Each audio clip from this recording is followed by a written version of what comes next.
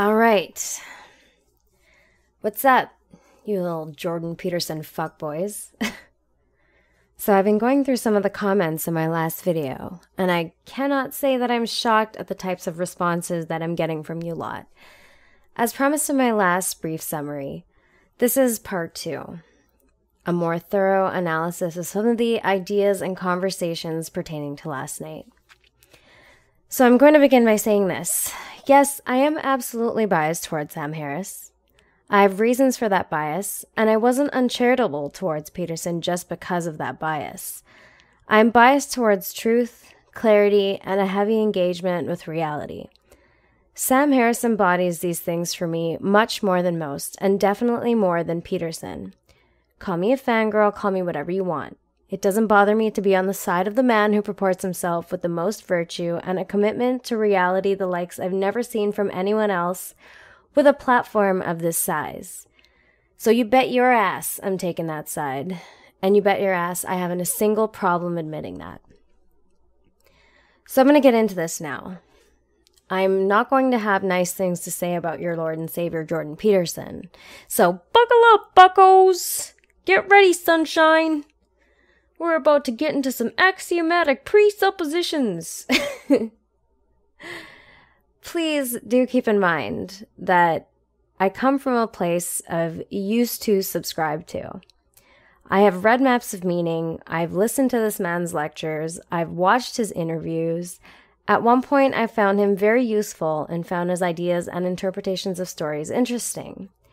He was the only person that had brought to my attention the similarities in the narratives that human beings have been telling themselves over the span of our history as a species, since we were able to start telling stories.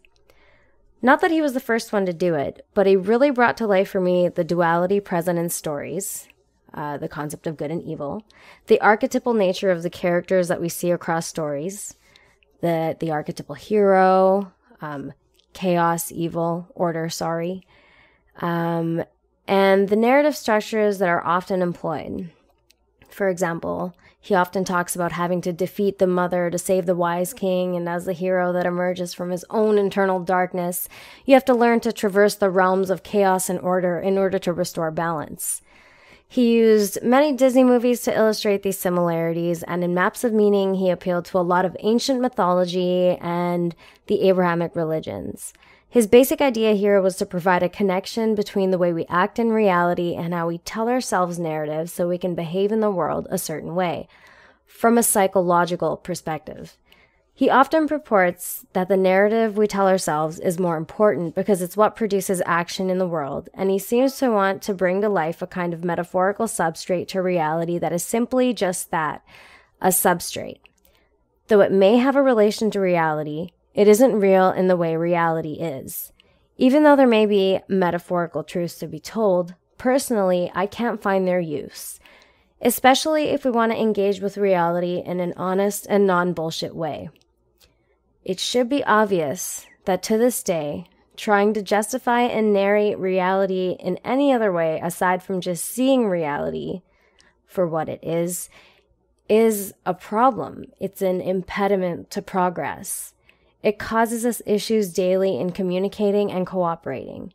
There simply has to be a mutually agreed upon reality, regardless of how many layers you want to add on top of that you find interesting. Is it interesting to find psychological trends that may help tell us something about ourselves? Sure. Is it really not obvious to people that the repetitive archetypes and parts of our humanity most certainly say something about our psychological nature? That there are certain structures that are innate within us to conceptualize aspects of reality? Is engaging in the metaphysical really useful when it comes to dealing with issues on the ground and deriving values and living in accordance with those values? No. I don't think so. Representations are interesting in some way, I suppose. If you're telling a story, maybe. Their use while engaging with reality, honestly, though, is a bit superfluous, and I think a lot of people get caught up in that.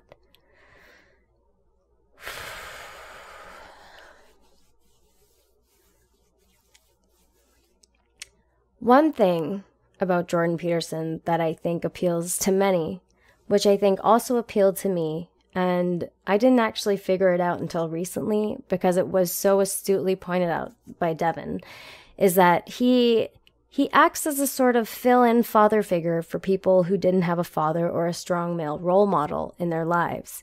Being one of these people, I realized I didn't want to admit it to myself, and it hit me when he said it in a certain way that made me reconsider a lot of things. So, I am somebody who did not have a stable father figure, so I seek exemplary men whom I can prop up in that place.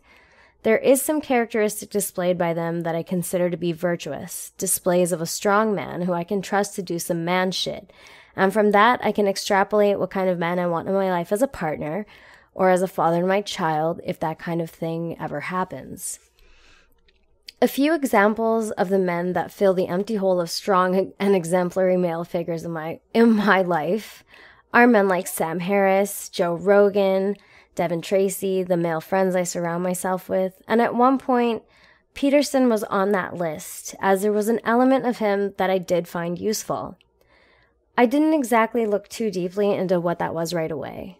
I had to listen to more of him and spend some time with his ideas and what he was trying to accomplish before I was able to really get what he was saying. I definitely noticed that there was a strong emotional pull there. I was deceived by his emotional expression as a validity of his analysis, and I was a little blind to the way in which he was trying to funnel his ideas into people's minds, one of those being my own. So, I was compelled. I wanted to learn more. I started to read Maps of Meaning. I had also listened to a series of his lectures.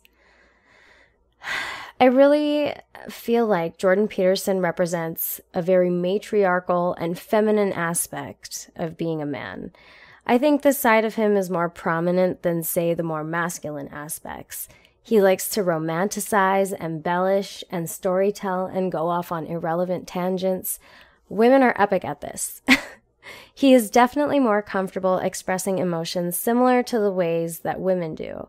And a lot of the time, I think he uses emotion and is incredibly animated to convey certain things in a more compelling way, so that he comes off more compelling. That when viewed more closely, I don't find that animation really relevant or in proportion to what he's talking about, and I also don't find it compelling. I find it very deceptive and distracting in this particular case, because it's not only, it's very indicative of the things that he is saying. They're very superfluous. They're very overblown and sensationalist and reactionary, the level to which they're expressed. And that's something that I just find very deceptive in communication. I don't think ideas like this, especially when discussed in a serious way, need to be dressed up in those ways. So I learned to be a little bit more receptive to the similarities of how charlatans speak to crowds of people. It definitely speaks to a larger problem that we human beings have, and that problem is admitting how much we are governed by our emotions and how difficult it can be to disconnect ourselves from them so we can shine some light on the actual problems that need solving and not get caught up in the feels, which act as a mechanism of distortion when attempting to be objective and, be all about the reals, because reals are greater than feels. It's so weird to have to say that. It feels so stupid. I definitely have to admit that I got caught up in the embodiment of performance art that is Jordan Peterson. His incessant hand-waving and gesturing, his shaky and impassioned sounding voice, his superfluous use of language, his inability to explain anything simply or answer a simple question, how easily he cries and shows emotion. I mean, there's one thing to be passionate, and I definitely get that, but it doesn't require a performance to that degree. And maybe that is how he expresses that emotion, but I guess it's just something that's off-putting for me. At first I thought there was something to it. I felt like it was sincere. And again, I'm going to use the word compelling. I felt that it was compelling. I wanted to believe what he was saying because he believes himself so hard. Too hard, I would say. And I got caught up in a lot of the deception. It's exactly the reason that charlatans have been so successful in the past, culling a crowd and keeping them attached to certain ideas by sensationalizing aspect of those ideas. The viability based on some faulty mental gymnastics logic is packaged in some appeals to emotion type fantasy that is emotionally charged and distracts from the actual substance of what is being said. Upon further scrutiny, it's very easy to pick out what is deceptive or what seems like it is intending to misguide. I feel like that's lying. I certainly do not feel like that is truth. And it really is a failure to engage with reality. Life is complicated enough as it is. It's not, in my estimation, sophisticated to make things even more complex to understand. Simplicity is the ultimate sophistication. There is no denying that there are many complexities in life that are part of the even larger and largest complexity that is the universe. When we attempt to apply the scientific method to break these complexities down into simpler parts so that we can understand them and the mechanisms by which they function on their own and within the whole, the more simply we can explain them, the easier it will be to understand them and find solutions to underlying problems, or to use that information to our advantage to further the species or evolve in some way. It's a very underappreciated skill to simplify complex things into the simplest terms and the most realistic and objective terms, and then to be able to convey that understanding to a broader audience. I get it. Simplicity cannot be appreciated because people find it boring. It doesn't touch them in a way emotionally that they can connect with. And so those revelations tend not to stick in the same way if they were delivered with, say, florid language, exaggerations, and animated hand gestures. So Jordan Peterson has brought to bear the archetypes and the narrative structures that are common within ancient mythologies, religions, Disney movies, Harry Potter, God. For example, the archetypal hero, responsible for traversing both the realms of order and chaos, good and evil, and bringing those things into balance both outwardly in the story and inwardly pertaining to an internal struggle to manage reality. There's the wise king, who's a representation of order, stability, structure. He's considered the masculine force. And then there's the deranged mother of chaos, representative of disorder, turmoil, femininity. She's considered the harbinger of instability and disruption. According to Peterson, the best stories have a narrative in which all these elements are in the story and balanced, with the hero having to conquer his inner turmoil, projecting that into the outer world and restoring balance, building character through difficult challenges, being born again, resurrected out of the darkness, emerging from that with new resolve, a new way of looking at a situation, and continuing to ensure his success through his cycle of birth and death, as is symbolized by Peterson by using these character archetypes. It seems to me that he is distilling the explicit narrative and trying to get to the underlying aspects or derivative of where the stories come from, which obviously speaks to the psychological nature of human beings and our propensity to tell stories and maintain narratives, as this is how we interact with the world around us and make sense of it. Telling stories and having a cohesive narrative about one's life ensures psychological stability and comfort. It's a necessary mechanism to keep our amygdalas at bay for the most part.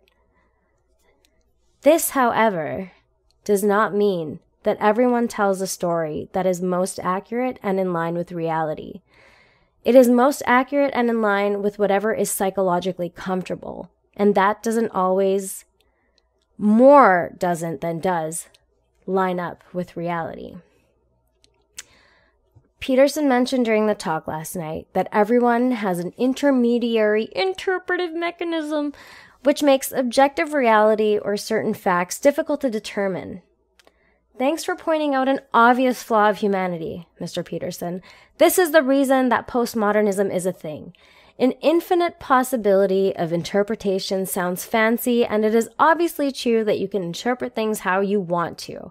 But this is the difference between being intellectually honest and not being honest. It's the difference between appealing to what is real and what are feels.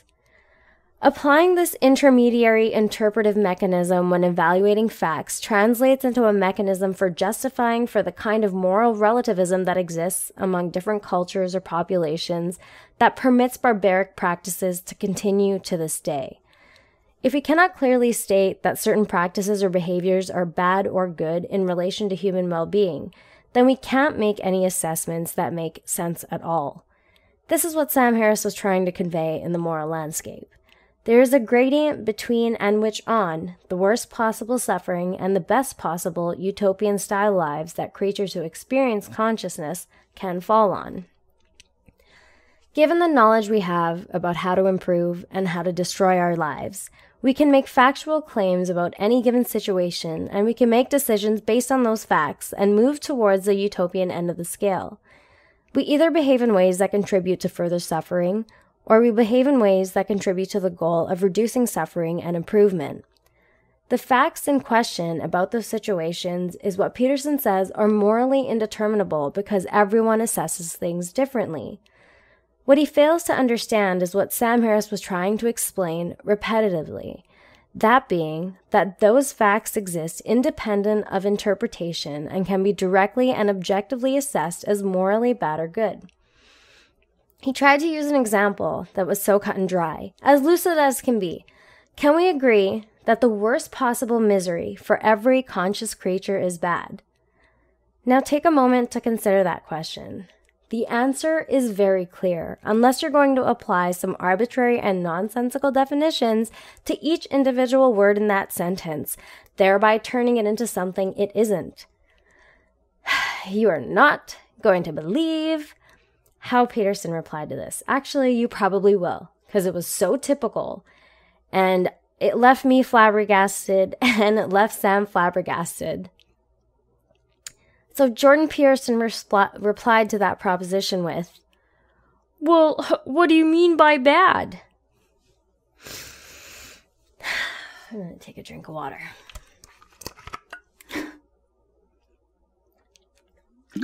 Because, yikes. Yikes. What do you mean by bad? What do you mean by bad? Okay. Well, if that doesn't make you cringe, I'm not certain what will. Consciousness is where experience happens. For a very simple example, when you burn your skin, it causes pain and suffering. It causes blisters, those blisters get pussy and gross, and burning oneself is probably closer to the suffering end of the scale than it is the utopian end. Hell is considered to be the pinnacle of suffering.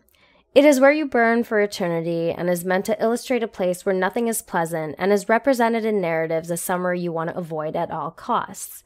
Burning sucks. Burning is bad. It hurts and it causes pain. Pain is suffering. Prolonged suffering is not conducive to well-being or psychological comfort. Suffering is bad.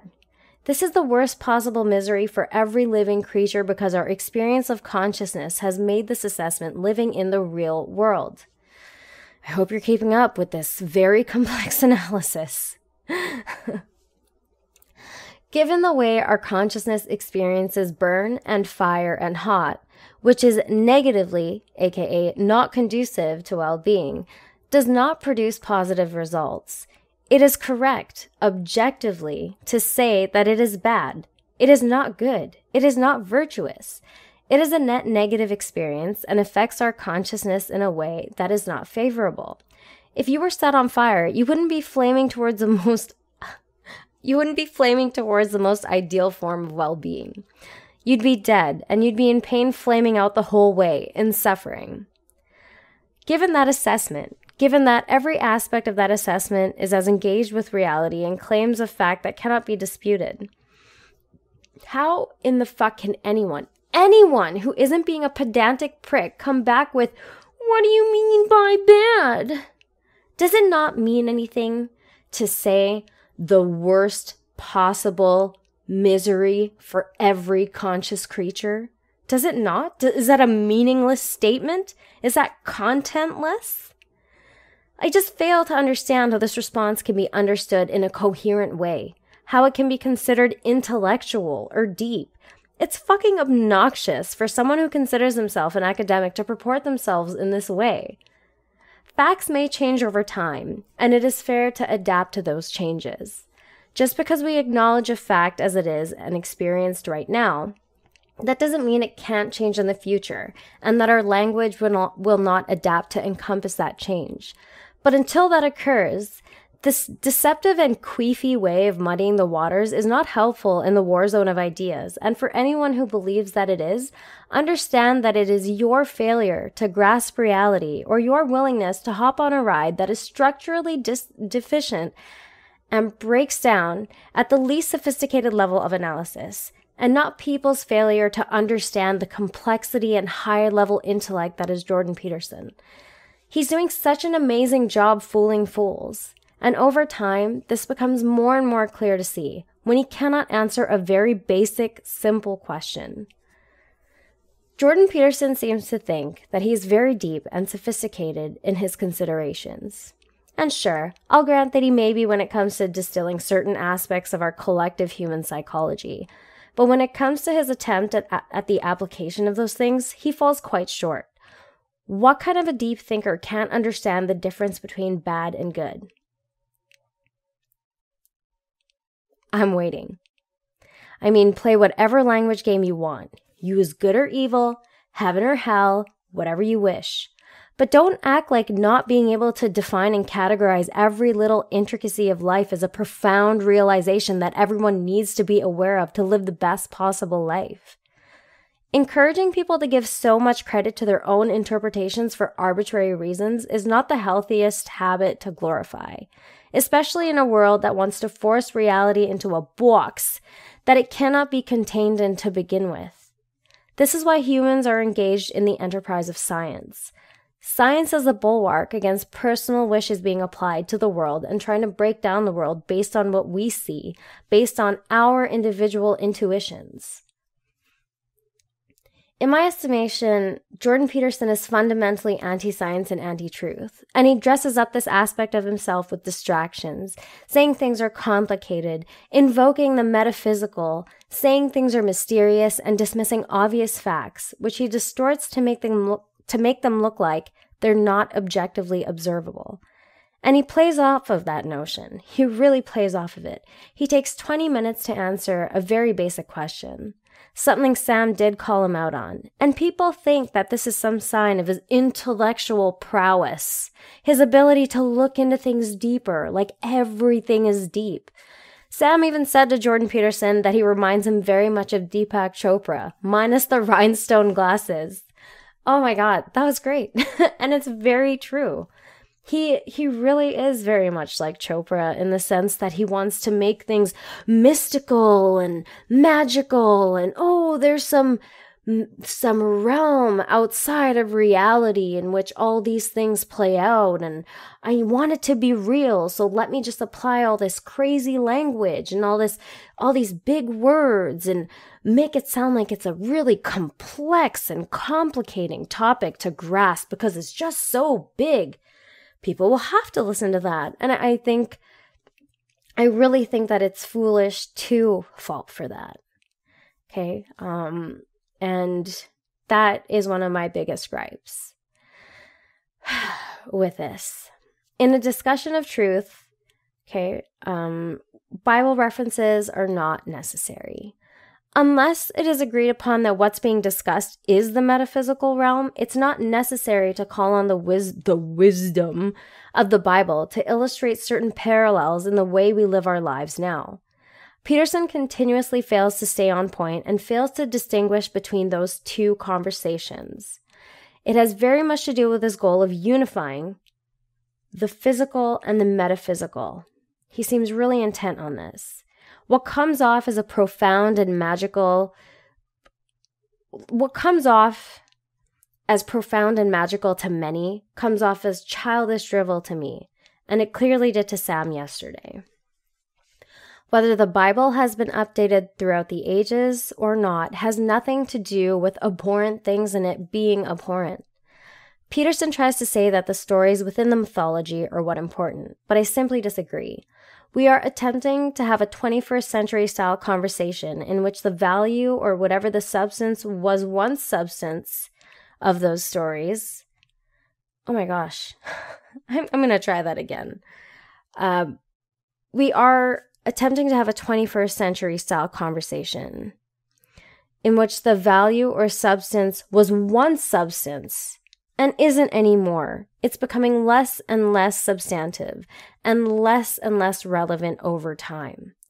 Moving forward, we don't need myth. We don't need these antiquated stories. We acknowledge that they were useful at one point. We can definitely do that. We no longer need to waste our time on them when we have so many more dire problems that could use the amount of attention to resolve that is being spent on this dead issue. The goal of correcting the issues we already have is no small task. We need all the brain power we can get.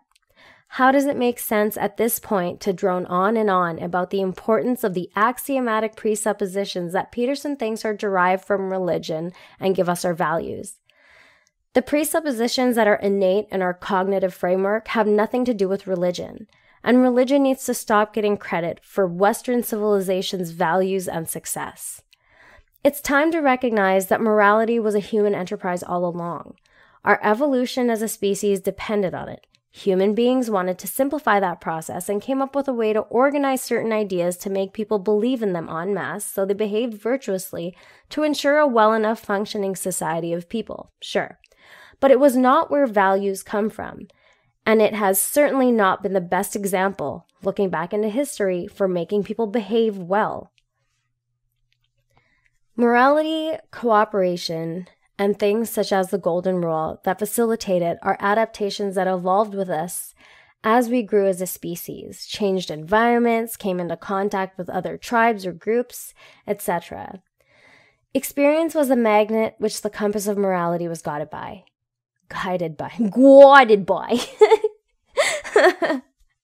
All right? Experience. It was experience that guided morality. And it still continues to be guided by experience.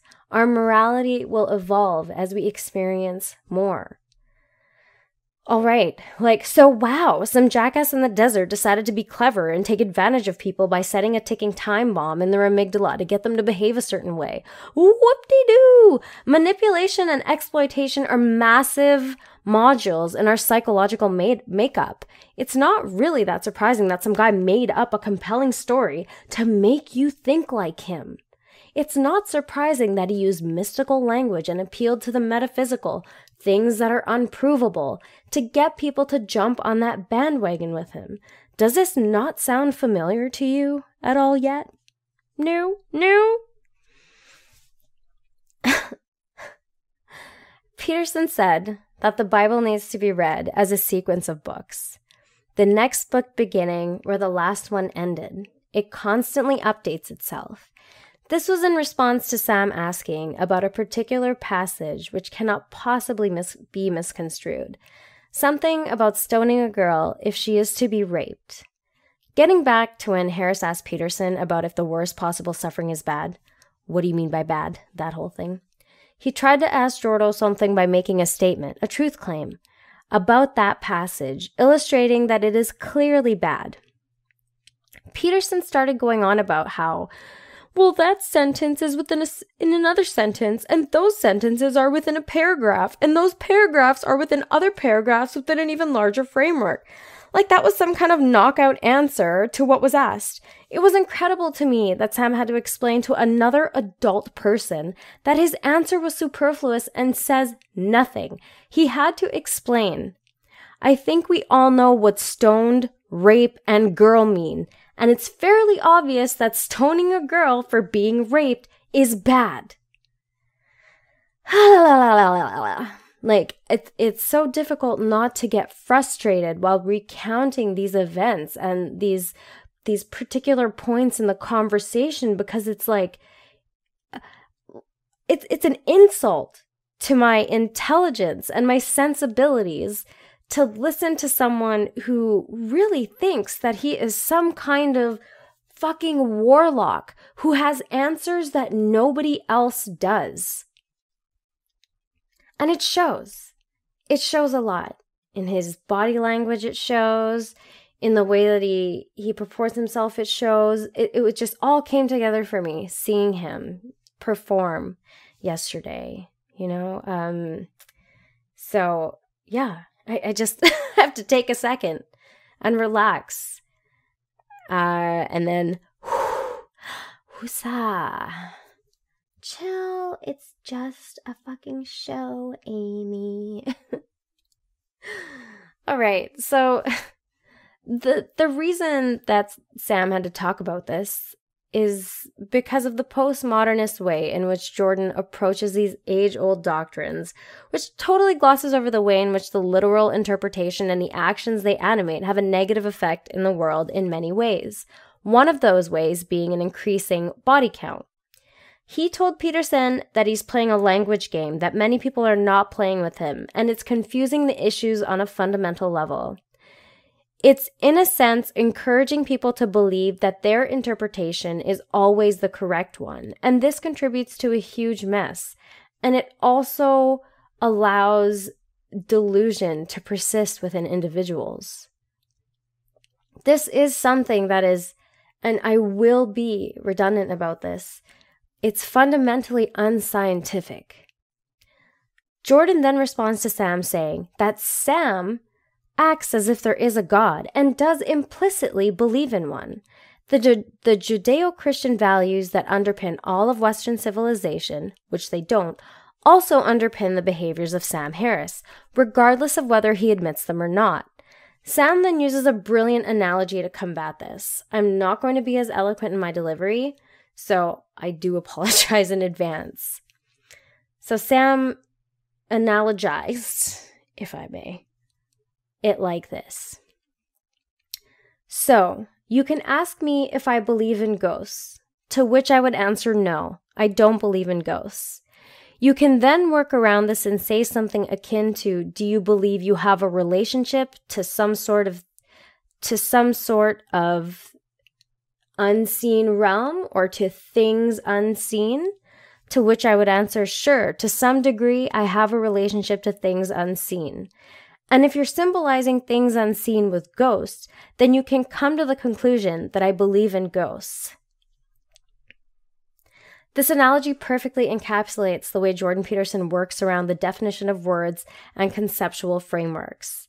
He tears down the original framework and tries to put a different one in its place. He communicates in metaphors and symbols. This, to me, is evidence of a poor relationship to reality.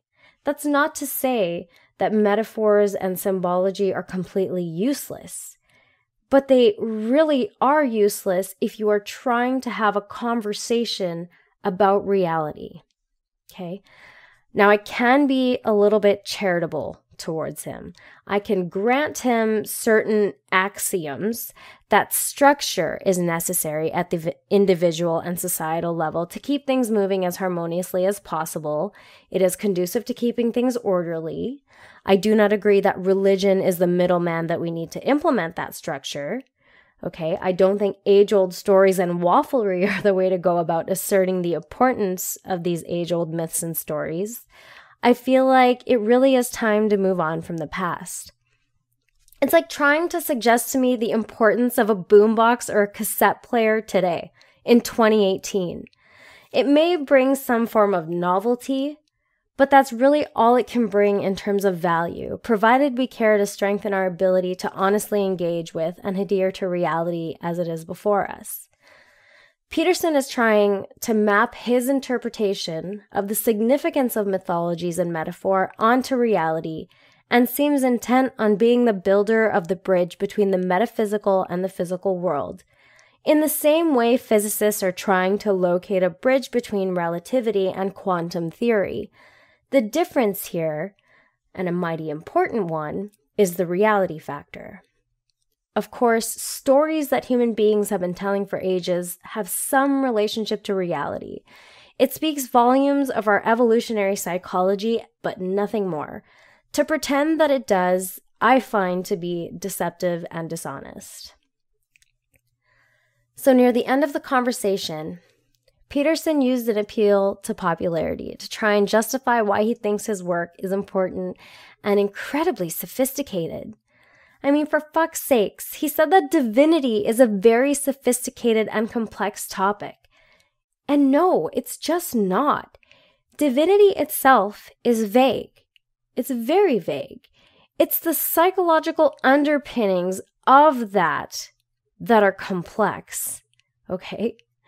Things that you can't see are not that complicated. They're just not real. Sure, you can use words to describe a conceptual framework. For example, God as an analog to the future and the ideals that everyone should strive to, as Peterson did on stage. He used that as an example. But that doesn't make the Abrahamic God real. And because of the difference in the language games and considering that Peterson gets a lot of his support from religious folk, it's not even a tiny bit surprising that he is considered by anyone who can see through obvious bullshit that he's trying to sell people religion under the guise of meaning. We all need meaning. This is true. We all need goals. And we need to have belief to orchestrate ourselves in the direction of those goals. But we do not need to believe things that are not true. And true in the realm of reality, not the realm of metaphor. Jordan and Sam can't seem to discuss this topic without difficulty because Peterson wants to assert the value of the metaphysical into the realm of reality, and Sam just doesn't buy it, and I don't blame him, because we're trying to deal with real problems. Okay, archetypes and stories are not going to help us with the problems we have on the ground. When we're dealing with real problems, metaphors and metaphorical thinking can only go so far. This is why, in an area of conversation in the 21st century, it is a pointless endeavor to argue for the value of myth and mythology and symbols. What are we, cavemen? That's how cavemen communicated with each other. They left markings on the wall. We just have words to describe those markings that we're using instead. And I still think that's an antiquated way to approach any situation in reality. Okay? It's pointless. Again, we can talk about the psychological significance of all of that. If that's something you want to spend your time doing and you find interesting, sure, go for it. But that's an entirely different conversation. Peterson is a psychologist. Psychologists understand that the human condition wants cognitive stability, wants to stay in a comfort zone for that psychological cushion. But I invite you to take a seat in a chair or sit cross-legged on a cushion in real life and consider the idea that the narratives we tell ourselves are using a lexicon that is in relation to the events occurring now, not back then. Whatever narratives we use from the past will need to be updated to take into account the vast changes that have taken place over time. That there are similar ways of managing similar problems and the same themes and character archetypes and behaviors pop up isn't a fucking surprise at this point. Jordan Peterson isn't talking about anything revolutionary here. He's glorifying certain aspects of our human psychology. And sure, maybe he was the first to articulate similarities in the mythologies that we've engaged in over time. But again, this just isn't something as incredible as it is made out to be. I feel like people who like to waffle on and on about how they feel about any given topic all the time are the kinds of people that are inclined towards Jordan Peterson, and the kind of people that want to cut through the bullshit with surgical precision are inclined towards Sam Harris. Be aware that there is a fundamental difference in the way that these two men attempt to communicate. It's not that Sam isn't on the same level as Jordan. It's that he is far above him. Sam finds no need to romanticize things and dress them up. He gives them to you straight, direct. Jordan Peterson tries to come off incredibly smart by dressing up simple concepts with complex language and feels the need to assert there is complexity where there is none, further complicating the issue he is trying to convey. Pay attention to the economy of language that is being used by both Sam and Jordan. Sam Harris can explain something very complex in the simplest of terms. Jordan Peterson takes something complex and makes it more complicating. What do you think is a more viable way of conveying a message to a broader audience? Definitely not by dressing it up and putting it in a ridiculous costume that it doesn't need to be in. It's a skill. Sam really does take the most complex of topics and simplifies them in the most minimalist and linguistic ninja type way. You figure that this would reach a broader audience because he is so lucid in expounding on almost any given topic, unless he doesn't know about something and he just admits to ignorance on whatever topic that is. I appreciate his passion for wanting to have useful and fruitful conversations and making the attempt with Peterson. His body language was really apparent. It started calm. He was laid back in his chair, arms on the armrest. By the end, he was at the edge of his seat, flabbergasted and audibly sighing into the mic because of Jordan's inability to answer any questions and honestly engage with the conversation. Honestly engage with the conversation. I just can't imagine how frustrating that must have been. But as per usual, he kept his wits about him and remained calm in the usual Sam Harris kind of way. Peterson brought his laptop and was looking through notes as Sam was speaking. He was a couple of times asked questions twice by Brett Weinstein, and Peterson went off on tangents totally irrelevant to the question, and in one instance actually cut Weinstein off and didn't even let him finish his question and started going on. I really found it quite shocking that he had to do that he had to bring his laptop at all. You know, he used some excuse of wanting to address particular points from the moral landscape, and he also said that he needs his notes because the ideas he has about God are too complex and he can't remember them off the top of his head. Please. Oh, please. You have to reinforce those bad ideas that aren't in line with reality. They are not in line with the reality we're trying to deal with. And you just can't admit it. And for some reason, it's difficult for you to admit that these things no longer have value. You are the stuffy academic type who just can't let go and move on. The kind of academic you blame others to be. And your inability to see the familiar because you've been living it seems impervious to outside forces trying to question your ideas and pick them apart. You always have a justification, a workaround, a mentally gymnastic ribbon performance that you perform to make your ideas sound like they're profound. But they're not. They're infantile and a hindrance to real progress. And to my estimation, a hindrance to one of the highest virtues we could aspire to be honest, no matter how difficult that is. I'm going to read you something from Maps of Meaning on page 7.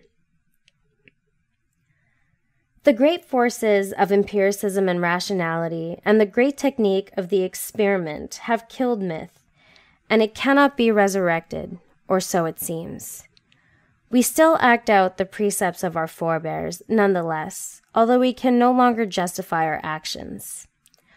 Our behavior is shaped, at least in the ideal, by the same mythic rules, thou shalt not kill, thou shalt not covet, that guided our ancestors for the thousands of years they lived without benefit of formal empirical thought.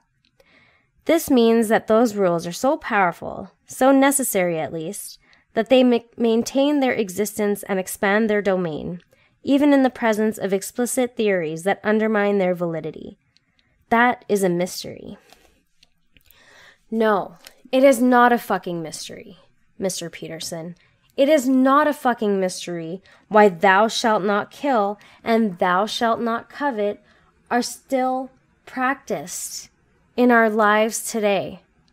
It's because they are adaptive things that help us function within groups of people. Don't you think that people experienced consequences when they fucking killed and coveted? Like, how stupid do you have to think that I am to buy that? We act out these things because they're a part of the myth. We can no longer justify our actions for acting in those ways because of empiricism. Get the fuck out of here, okay? In any given environment where there is a group of human beings, they will have these values. Because we are a social species and we survive best in groups, and we have come this far in our evolution and in our growth in terms of population because we didn't fucking kill people and rape them and do all the fucked up shit to them. There are genetic reasons we don't want to kill our kin. Holy shit, it's raining so hard right now, guys. It's insane. Oh my god. Anyways, I just find it difficult to buy into this assertion that it is necessary to subscribe to myth, because myth was the place where these ideas were distilled in a way that was digestible for the masses. Okay? It just has nothing to do with it. Don't try to tell me it does. Don't try to tell me it does. Myth is not what facilitates good rules for living. Myth is what honed in on those things to tell stories to illustrate that these things are universally virtuous, to encourage people to act that way. Myth is no longer needed to explain the complexities of our inner and outer lives. We have technology and tools, both cognitive and technological, that have evolved to help us do this job much better than those mythical stories did. Throw out the fucking boombox, guys. Hop into the DeLorean, Destination 2018. I hope to see you there. Anyway, I'm out. But I hope that paints a clearer picture of the way that I think about this. There's a problem that I have when I feel that someone is fundamentally dishonest or anti-science, and trying to say that because everybody interprets things differently, that it should be okay, and that's what takes us away from the objective. It's just not good enough for me.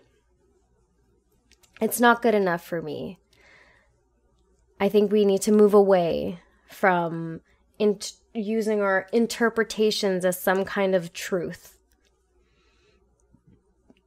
That's not to say the metaphorical realm doesn't exist, okay? That's not what I'm saying. But please be very, very cognizant of what I am saying. And that is that there are objective truths that have been observed. We call that set of facts scientific facts, okay? And there are facts that can be extrapolated from any situation, from which we can manifest action that will be more conducive to a human utopia, or at least moving towards the utopian end of the scale of well-being. And I don't think we should pretend like everything is just a free-for-all. because it's not. And it doesn't take that much thinking to pick up on that. That was some Amy housekeeping. I hope if anybody who listens to this did go to the show that you enjoyed yourself. It was still a fantastic show. Very cool to see. I really did enjoy myself. It was so great seeing everybody in real life. You know, it's really weird. You often see these people on screens or you hear them in your headphones, and you do not get a full idea of their body language and the way that they behave or their mannerisms and their movement. And it just adds an entirely new dynamic to the conversation that's occurring. And it really does change the tone, and it makes you see a lot more of a person than you would just by listening. All right. Bye. Mwah. Mwah. Mwah. Mwah.